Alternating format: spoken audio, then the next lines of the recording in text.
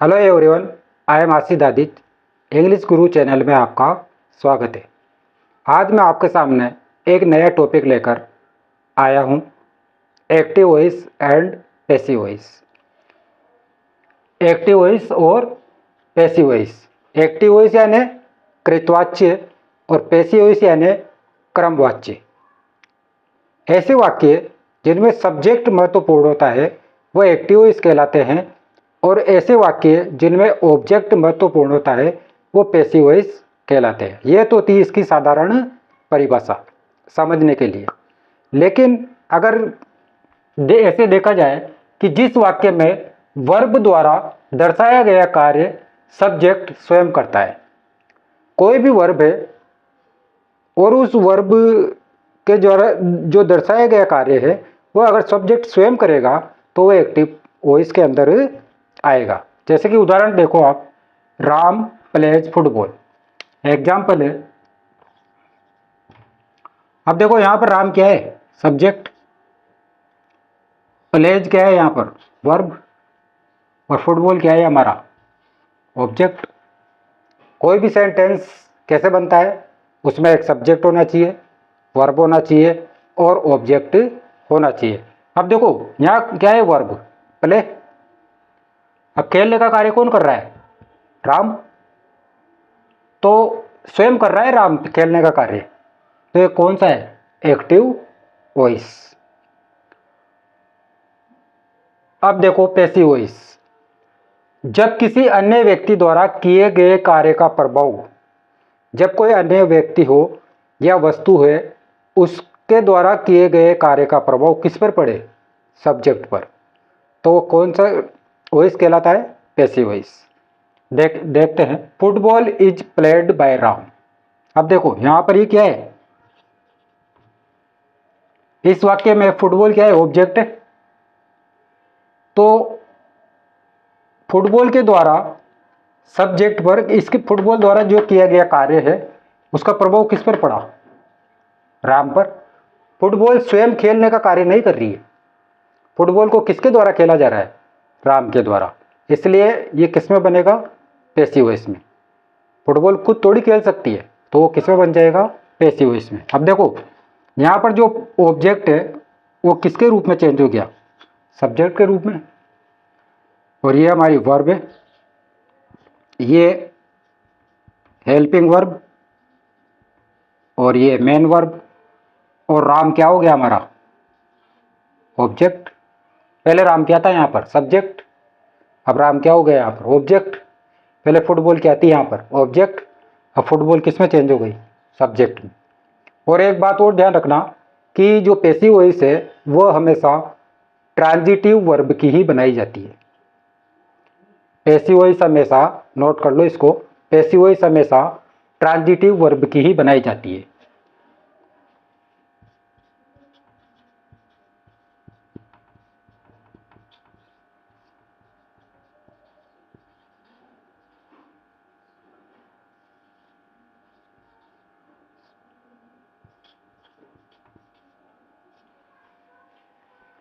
इसको लिख लो अलग से कि पैसिव वॉइस हमेशा ट्रांजिटिव यानी कि सकर्मक का है, यहां पर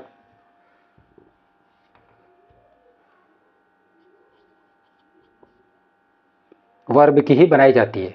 ऐसा वाक्य जिसमें क्या हो? ऑब्जेक्ट हो, तो वो उसका क्या बन जाएगा?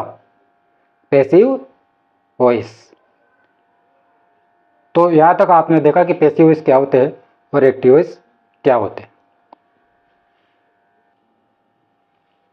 अब देखो एक्टिव वॉइस से पैसिव वॉइस कैसे बनाए जाते हैं, इसके कुछ नियम है।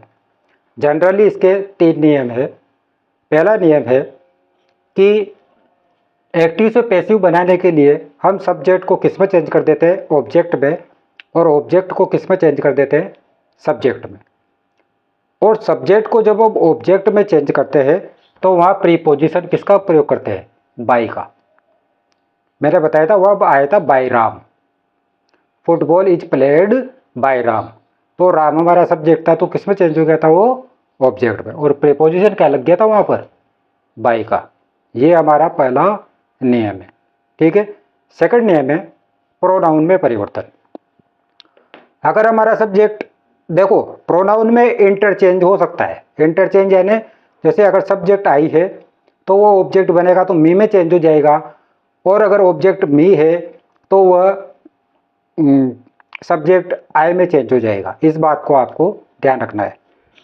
जैसे कि अगर हमारा ऑब्जेक्ट मी है तो किस में चेंज हो जाएगा, आई में। अगर ऑब्जेक्ट अस है तो किस में चेंज हो जाएगा, वी में। अगर ऑब्जेक्ट यू है तो किस में चेंज हो जाएगा, यू में।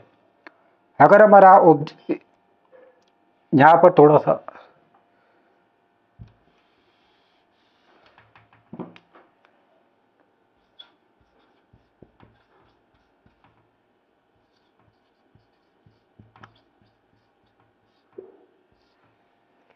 यदि हमारा ऑब्जेक्ट देम है तो सब्जेक्ट दे में चेंज हो जाएगा।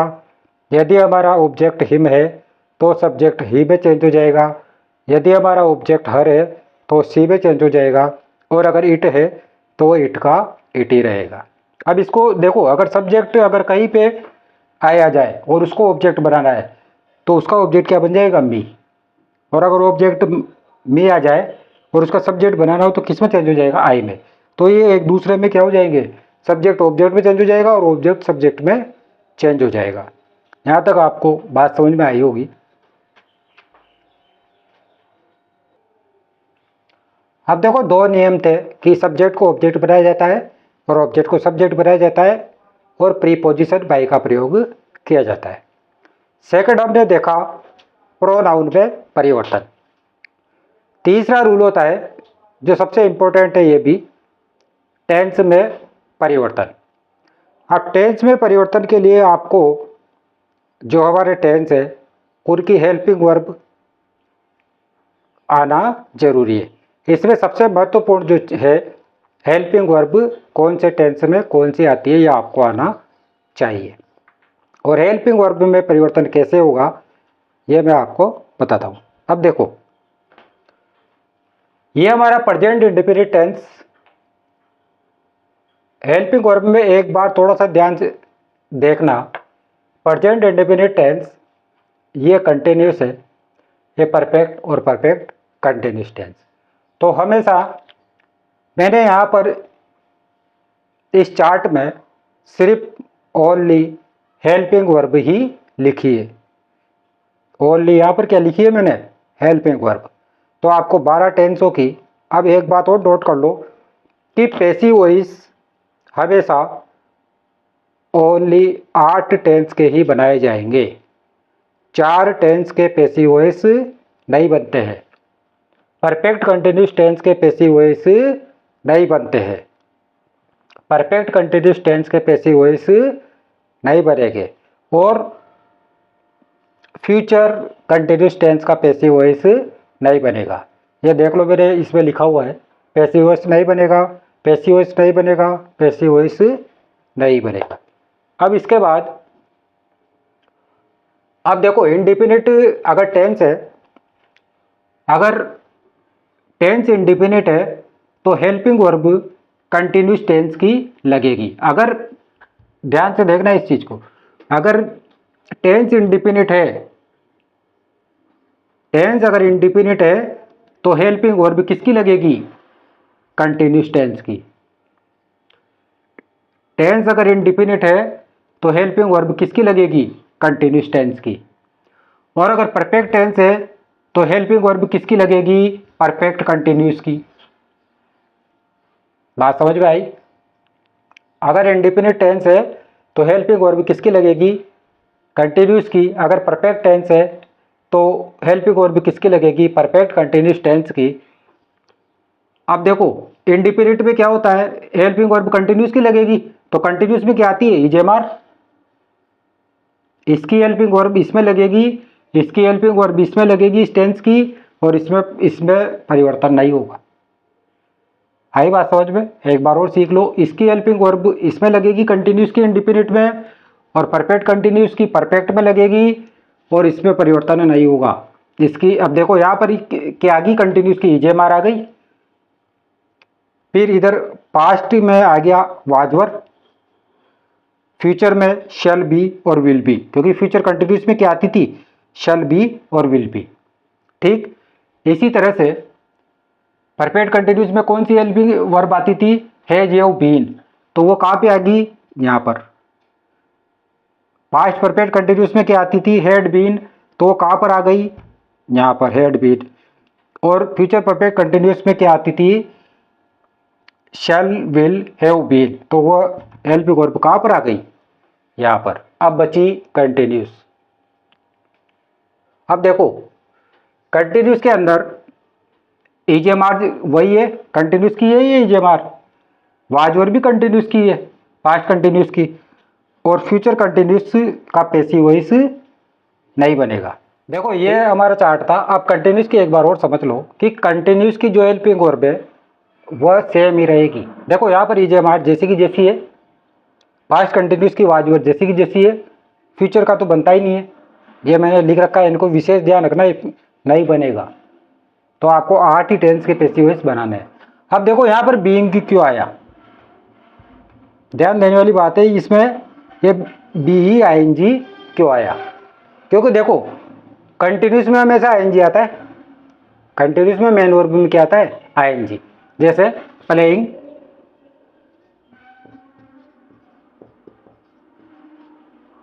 जैसे इज प्लेइंग, ठीक। अब सेंटेंस ऐसे आ गया कि इज प्लेइंग, तो हमारी मेन वर्ब तो आएगी इज, क्या। अब इस आईएनजी का क्या होगा, तो इस आईएनजी को जोड़ने के लिए यहां पर बी के साथ क्या लगाई, आईएनजी, और ये मेन वर्ब की क्या बन जाएगी फिर, थर्ड फॉर्म। तो ये आईएनजी के लिए क्या आ गई यहाँ पे, बीइंग। भाई बी में क्या जोड़ा यहां पर, बी प्लस आईएनजी, ये तो मेन वर्ब है ना हमारी, पहले तो मेन वर्ब है, इसमें आईएनजी जुड़ा क्योंकि कंटिन्यूस में आईएनजी आती है, तो प्ले प्लस आईएनजी।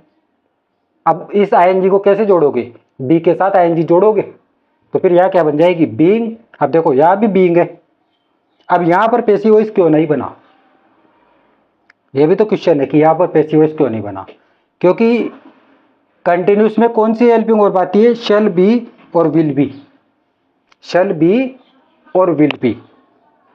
तो यह पहले से ऑलरेडी क्या है, बी है क्या।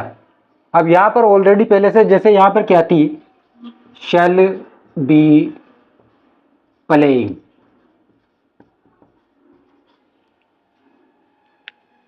तो शैल बी तो यहां पे है ही सही, और प्ले प्लस आईएनजी, अभी आईएनजी क्या हो गया, यहां पर आ गया। तो इस कंटिन्यूस में बी नहीं था ना यहाँ पर, इन दोनों कंटिन्यूस में बी नहीं था, तो यहाँ पर बीइंग कर दिया था अपन ने, लेकिन यहाँ ऑलरेडी पहले से बी है, ऑलरेडी पहले से बी होने के कारण अब यहाँ पर क्या हो जाएगा, जैसे बीइंग हो गया, तो पहले बी है, फिर एक और बी, तो ये गलत हो जाएगा, ये पहले बी और फिर ये वाला बी, तो दो बी नहीं आ सकते हैं, बी फॉर्म दो नहीं आ सकती है, इस वजह से इसका पैसिव वॉइस नहीं बनेगा और इनका पैसिव वॉइस भी नहीं बनेगा। तो आप इसका चाहो तो स्क्रीनशॉट ले सकते हैं। अब देखो हमने वहाँ पर हेल्पिंग वर्ब में कैसे परिवर्तन होता है ये हमने सीखा, और एक बात नोट रखना कि एक्टिव से पैसिव बनाने के लिए हमेशा मेन वर्ब की थर्ड फॉर्म का ही प्रयोग किया जाता है, मेन वर्ब में कोई चेंज नहीं होगा, ओनली थर्ड फॉर्म का ही प्रयोग किया जाएगा, सिर्फ हेल्पिंग वर्ब में ही परिवर्तन होगा, और मेन वर्ब में से किसका प्रयोग किया जाएगा, थर्ड फॉर्म का। अब देखो तीनों रूल्स सीखने के बाद अब जो सिंपल सेंटेंस है हमारे, उनके हम पैसिव वॉइस बनाते हैं कि वो कैसे बनाए जाएंगे। अब देखो पहला सेंटेंस है एक्टिव वॉइस का, वी ईट फूड। अब इसमें हमारा सब्जेक्ट क्या है, वी, हमारी मेन वर्ब क्या है, ईट, और ये क्या है, ऑब्जेक्ट, ठीक। अब सबसे पहला नियम क्या था कि सब्जेक्ट को क्या बना दिया जाए, ये ऑब्जेक्ट बना दिया जाता है, और ऑब्जेक्ट को सब्जेक्ट बना दिया जाता है, और प्रीपोजिशन बाय का प्रयोग किया जाता है। तो हमारा ऑब्जेक्ट क्या है यहाँ पर, फूड, तो ये कहाँ जाएगा आगे, तो फूड। अब देखो यहाँ पर कौन सा टेंस है, कौन सा टेंस है यहाँ पर? ईट वर्ब की फर्स्ट फॉर्म है, तो प्रेजेंट इंडेफिनिट टेंस है ये। और प्रेजेंट इंडेफिनिट टेंस में सहायक क्रिया किसका प्रयोग किया जाता है? इज एम आर का, चार्ट में बताया था मैंने अभी। तो यहाँ फूड एक वचन है, तो फिर सहायक क्रिया क्या आएगी? इज, और वर्ब की थर्ड फॉर्म आ जाएगी, ईट की थर्ड फॉर्म आ जाएगी ईटन।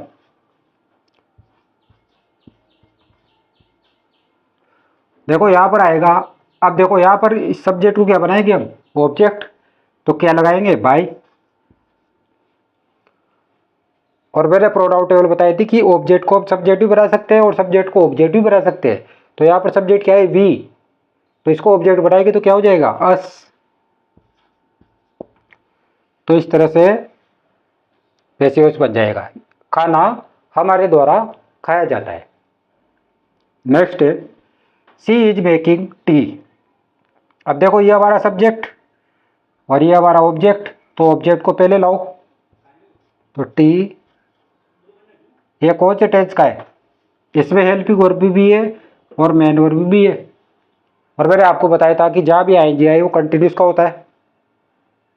तो कंटिन्यूस में हेल्पिंग वर्ब तो जैसी की जैसी रहती है, लेकिन हेल्पिंग वर्ब के साथ इस आईएनजी के कारण क्या लग जाता है? बीइंग। तो अब टी एक वचन है यहाँ पर, तो ई आएगा, ईजी आएगा, और आईएनजी की वजह से क्या लग जाएगा यहाँ पर? बीइंग। मेक की थर्ड फॉर्म क्या होगी? मेड। अब देखो सी क्या है यहाँ पर? सब्जेक्ट, इसको क्या बनाएंगे? ऑब्जेक्ट। तो बाई हर। ठीक। नेक्स्ट है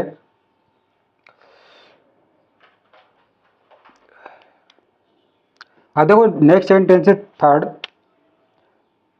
अब देखो यहाँ पर क्या है हमारा? Object, this work. तो इसको क्या बनाएंगे? सब्जेक्ट। ये एक्टिव वॉइस है, तो ये पैसिव वॉइस बन जाएगा। तो दिस वर्क। अब देखो ये कौन सा टेंस है? Future independent tense. तो इसमें जो हेल्पिंग वर्ब लगेगी किसकी लगेगी? फ्यूचर कंटिन्यूस टेंस की। तो यहाँ पर दिस वर्क क्या है? एक वचन है, तो ये हेल्पिंग वर्ब चेंज हो जाएगी, विल बी। अब डू की थर्ड फॉर्म आ जाएगी, डन। बाई आई का ऑब्जेक्ट क्या बनता है? मी। आई का ऑब्जेक्ट बनाएंगे तो मी बनेगा, और मी का सब्जेक्ट बनाएंगे तो क्या बन जाएगा? आई। तो इस तरह से हमारे ये एक्टिव पैसिव के नियम खत्म होते हैं, और मैंने आपको कुछ सेंटेंस बनाए। एक्टिव पैसिव के पार्ट 2 में हम इंट्रोगेटिव सेंटेंस, इंपेरेटिव सेंटेंस और नेगेटिव सेंटेंस के एक्टिव पैसिव बनाएंगे।